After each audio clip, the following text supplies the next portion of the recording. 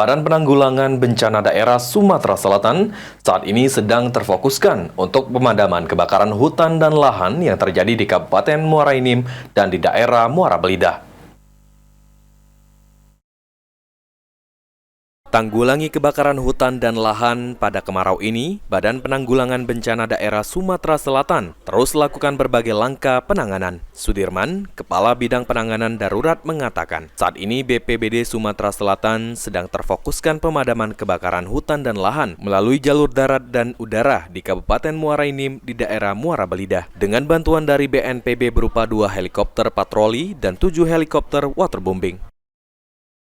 Baiklah, dapat saya sampaikan bahwa kondisi HS Hotspot hari ini jumlahnya 38, yang paling banyak di hari ini ada di Kabupaten Muara Enim.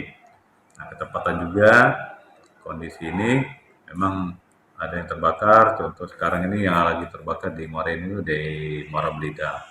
Tim kita baik darat maupun udara sekarang berusaha untuk memadamkan baik lewat darat dan lewat udara. Helikopter waterbombing ini lagi persiapan untuk membantu pemadaman tim-tim darat yang ada di lokasi di Muara Enim.